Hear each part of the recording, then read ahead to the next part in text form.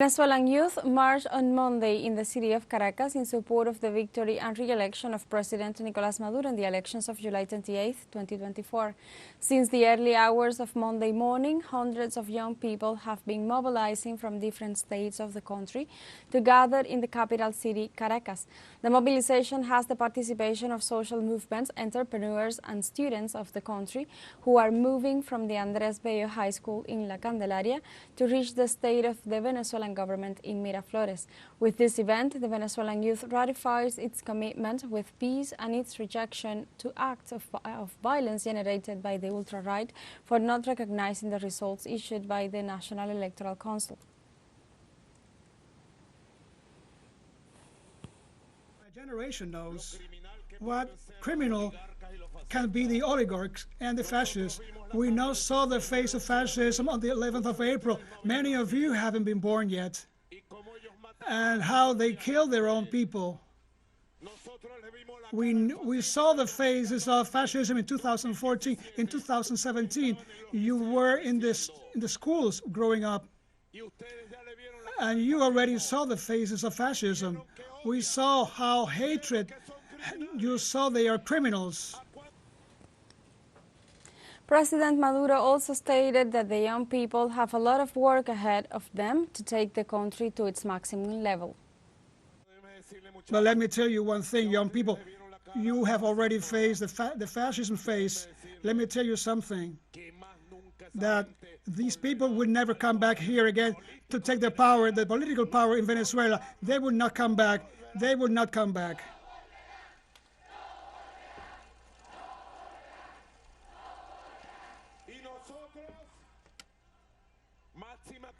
And we're with the highest conscience, with the highest mobilization.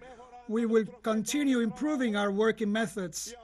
And now we will have many work to do to move forward in its maximum level, the great Venezuela young joven, and reach all the young people in the country.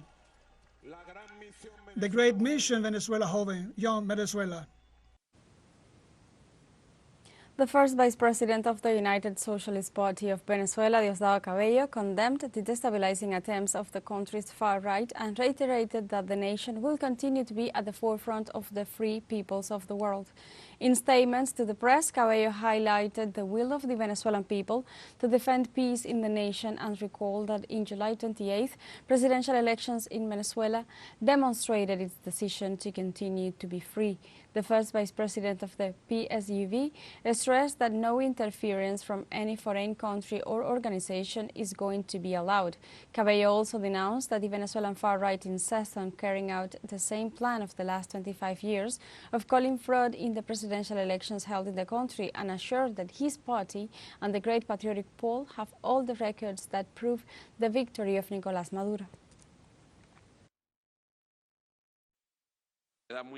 The opposition sector looks very bad, believing that it can help them by doing so. On the contrary, it ruins them. First they said they had 30% of the tally sheets, then 40%, then 60%, then 70%, then they went back to 30%, and in the end they only have 9,000 tally sheets. Not tally sheets, actually, they only have 9,000 documents which can't be considered tally sheets. Do you know who does have all the tally sheets? The United Socialist Party for Venezuela, the Great Patriotic Poll. Cabello also denounced that the country faces the crudest cyber and techno-fascist attack ever, which is using the social media to generate fear and divide the Venezuelans. We are in the presence, since social media is today the main or the most used means. We are in the presence of the crudest cyber-fascism, the crudest techno-fascism, the use of the networks to generate fear, persecution, to impose opinion matrices and to take for granted things that have never happened. The Attorney General of Venezuela, Tarek William Saab, denied on Sunday that there were arrest warrants against opposition leader Maria Corina Machado and former presidential candidate Edmundo González Urrutia. During an interview to a Colombian news outlet, William Saab asked to see the alleged arrest warrants issued by his office. The leader Machado had assured through her social networks that she would go underground, although 48 hours later she abandoned the strategy and participated in a protest. The prosecutor did reiterate that the acts of terrorism will not go unpunished, referring to, for example, the two Chavista leaders who were assassinated in less than 48 hours, one of them 65-year-old. Saab insisted on the need to cease the acts of violence in the country.